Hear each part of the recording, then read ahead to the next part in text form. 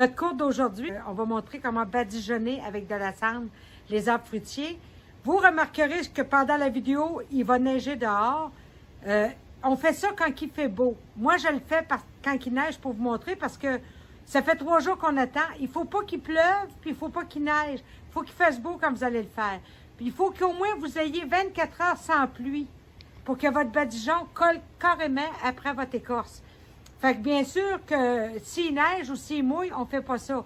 Mais moi, je vais le faire parce qu'il faut que je vous le montre. Hey, le bon Dieu n'envoie pas de beau temps de ce temps-là. Donc, comment qu'on fait ça? On va commencer par prendre un vieux sauceux, puis on va venir dans une chaudière de cendre.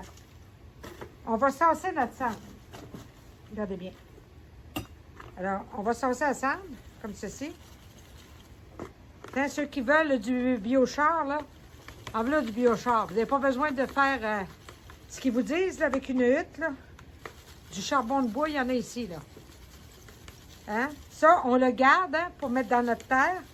Hein? C'est votre biochar que tout le monde aime. Et voilà. Là, je vais en faire juste un peu, mais vous en ferez une bonne quantité pour faire vos affoutis. Voyez-vous, c'est réellement comme une poudre. Ça me fait penser un peu à du coulis. Donc, on va rajouter un petit peu d'eau. Mettez-en pas trop, hein, c'est comme du coulis. On va brasser. On veut à peu près la texture d'une pâte à crêpes un petit peu claire. Je sais pas, je vais vous montrer. Encore un peu. Là, j'ai abusé des bonnes choses. On va être obligé de recouler, tu sais. C'est de même la vie. Alors, je garde mes choses et je vais repasser de la cendre. Regardez qu'est-ce que ça donne. Je suis pas loin de la vérité, là. Encore un peu. Le bon Dieu est bon. Ça nous donne du beau charbon de bois avec tout son potassium. Hein? Regardez le beau potassium, là. Alors, on y va. Bon, on arrive. Regardez la texture. Ceux qui ont déjà fait de la céramique, là, on est un peu plus clair que le coulis, là. Voyez-vous? C'est cette texture-là. Alors, on s'en va dehors. À tantôt. Alors, on continue notre course sur le badigeon. Il est gentil, s'il vous plaît. C'est pas la journée pour ça. Alors, la première affaire, on va venir prendre une brosse en nylon, une brosse raide, pour venir enlever la mousse qui peut se faire, comme ici, regardez, sur l'écorce de notre arbre. Alors, on va réellement bien le brosser, comme ceci, pour faire partir la mousse. Pourquoi? Parce que dans l'intersection de la mousse, les larves d'insectes peuvent se rentrer. Pourquoi qu'on met un badigeon? C'est réellement pour... Ici, on a un jeune arbre, il y a l'écorce lisse. Mais si vous avez un arbre plus vieux, l'écorce n'est pas lisse. Il y a des larves d'insectes qui hivernent dans les causses de l'écorce. Donc, on veut les étouffer avec un badigeon de cendre. Alors, on part du bas jusqu'aux premières branches, puis on va venir appliquer carrément un badigeon partout comme ça de cendre. Tout le tour. Voyez-vous? Tout le tour. Hein? En ayant pris soin d'enlever la mousse et de laver les interstices. Voilà, comme ça. Voyez-vous donc? Parce que vous allez le faire quand il va faire beau, pas comme aujourd'hui, ça va sécher là, puis ça va tuer les larves.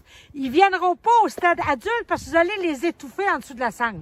On fait ça au printemps, hein, avant que les bourgeons éclatent, puis on va le faire à l'automne avant les grands froids. Ça veut dire à la fin septembre, pour éviter encore les insectes de venir pondre à l'automne, les larves dans l'écorce de vos arbres. Durant l'été, on ne le fait pas. Fait que ça, c'est pour le badigeon. Maintenant, je voulais vous montrer la différence entre un bourgeon de feuilles et un bourgeon de fleurs. Regardez bien. Ici, on le voit très, très, très bien. Regardez. Un bourgeon de fleurs, il est rond. Il est sorti comme ça et il est rond. D'accord? Un bourgeon de feuilles, je vais essayer d'aller vous en chercher un. Je sais pas si... Parce que ici, j'ai un arbre qui veut énormément. Regardez ici. Le bourgeon de feuilles, il est pointu. Il est beaucoup plus petit. Il n'y a pas de renflement rond. Il est pointu, puis il va suivre un petit peu plus la branche. Ça, c'est une feuille. Donc, quand on coupe, on va couper toujours au-dessus d'un bourgeon de fleurs, orienté vers l'extérieur. Donc, si je voudrais couper cette branche-là, on va couper au-dessus d'un bourgeon orienté vers l'extérieur. Parce que la nouvelle branche, elle va venir ici. et non celui-là qui fera rentrer la branche là. Si vous avez des branches qui sont mal positionnées et que vous voulez donner une forme à votre arbre, on peut faire un attache avec un poids comme on va vous montrer. On va chercher une corde.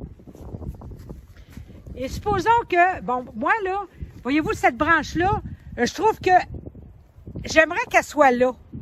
Regarde bien là. Elle est là, mais j'aimerais qu'elle soit là pour ouvrir mon arbre. Donc, je vais attacher la corde, comme ceci. Et on va descendre, comme cela. Et on va venir attacher un poids. Voyez-vous, regardez, je fais ma tension. Minou, tension. Et je vais venir, Minou, en bas, mettre un poids, attaché, comme ceci, pour venir faire la tension de ma branche. Comme cela. Voyez-vous, regardez ma branche comme elle sort. On va laisser ça tout l'été. Il y en a qui vont me dire, ben oui, Marc, quand je tombe, ben, tu lèves ton poids puis tu le redescends. Mais après l'été, la branche va avoir pris le pli de rester comme ça. Vous allez pouvoir la démancher. Donc, on va former notre arbre comme ça. Donc, aujourd'hui, le badigeon, brossez bien avant de badigeonner, puis on fait ça une belle journée, 24 heures sans pluie. On attache nos branches pour ouvrir la forme de notre arbre fruitier, puis on reconnaît le bourgeon de feuilles avec le bourgeon de fleurs. Bye bye!